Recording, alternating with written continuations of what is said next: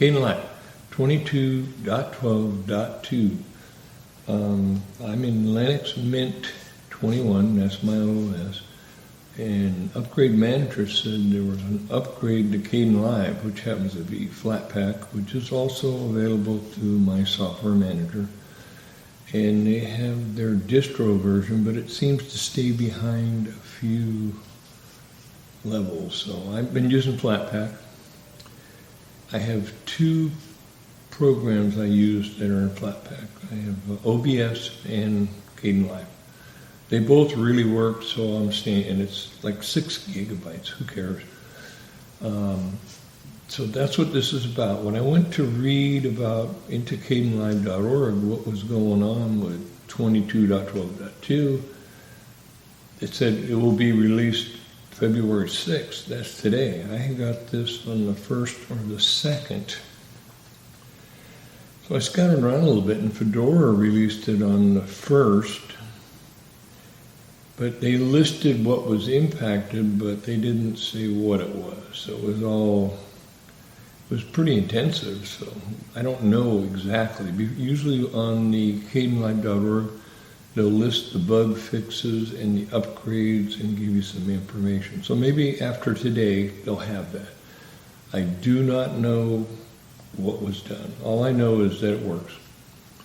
And I also was messing around with subtitles, and I found something kind of interesting that nobody's really noticed or mentioned. And it's changing your font and the color of your lettering and the size of your subtitles. And I'll show that in a video afterwards. Another thing I want to talk about was my LED lights. I'm going to replace the two that I have. They're 10 years old, they're kind of tiny. I want something a little brighter, and I shut off the blind next to me because it was just washing me out. So, old guy, what can I say? So that's what this is all about, and I'll let you know if I find out something different on the upgrades. But just to let you know, it's coming. It's already out there. Came out on the 1st for some distros. So, but I use Flatpak, and I like it. It works. So that's all this is about, and when I get my new lights, I'll maybe do a video on those. And it happens to be another newer product. No, I don't work for newer. But like this teleprompter I got from them, it works great. Everything that I've gotten from them, some of them it's a little clunky, but it lasts and it works, so that's fine with me. And I have one newer manual lens on my M50 now, so, and it's a f-stop 1.7, and it seems to work pretty good. So that's it for now, and let's get on with the video. Here we have I put a video on the timeline, and I'll show it to you real quick. And it's just a shelf with a bunch of my Canon lenses that I've collected over the last 12 years. 4 of these were on my T5i. That's why I got the M50, so I could convert and not spend a lot of money on lenses. So that's what that video is all about. Okay, we'll go back. And it's just a no-nonsense video. And what I'm going to do is add some subtitles and show you what it can do. Pretty good.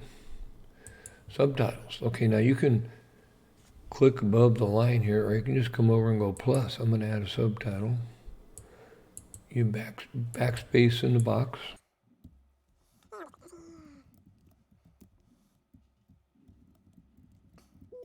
Display of my lens collection.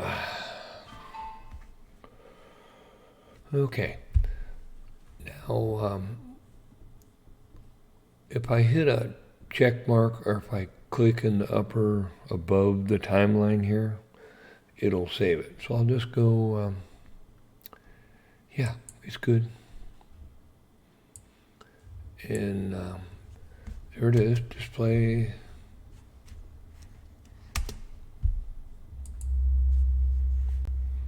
It saved it now. Display lens collection. Okay, that's not real exciting. So let's go click back in there. And you see this little T? Click on that. You can change the font. And let's see, the one lately I've been adding some fonts here.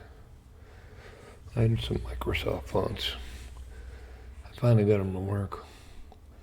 I got Arial here, and let's go. That's 30 point. You can run it up and down, so it's actually a lot cleaner. Now you can change the color if you wanted to do that. It'll look more like a title, but that's cool. It'll be still the subtitles. So we'll go back to the white. Or do we want red? What do we want? Now the other thing I noticed, you can set the display color. Right now it's kind of a grayish.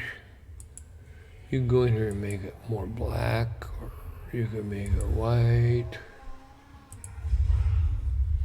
So you got a lot of variety here. I go back to what it was, gray, I think it was. Kind of gray. And let's go back to white. White kind of stands out. And let's make it a little smaller.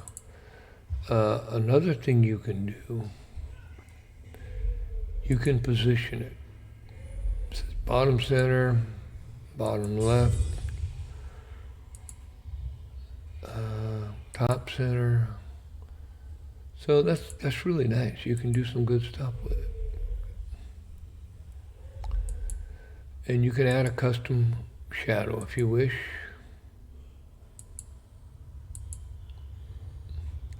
So if I put this down on the bottom, you see how the shadow is on it? That's pretty cool. And the outline of it, you can change that. How many pixels you want? 1, 2. So it won't look like a regular subtitle. It'll be nice and clean. So that's really all I wanted to show on this little quickie. And there's my Viltrox adapter on my 24 millimeter, and is what I shoot my talking head videos on. Good to know. And the reason I use it over all the rest, the eye tracking is fantastic. The autofocus with eye tracking is great. That's why I use it. So that was a little thing about, now if you don't like any of this, you can just unclick everything.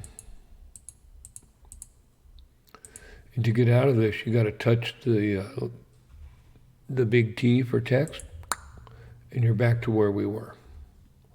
Now if I set my cursor back here, you can see this is the default right here.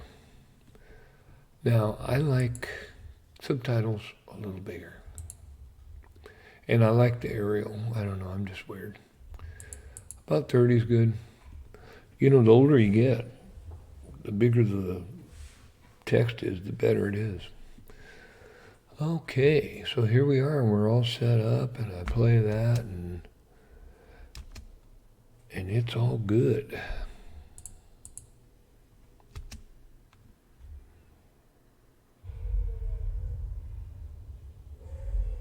Okay, just a little brief thing about how to customize your subtitles. And that's it. I'm going to turn this off, and I'm going to render this thing, and we'll be good to go. Bye.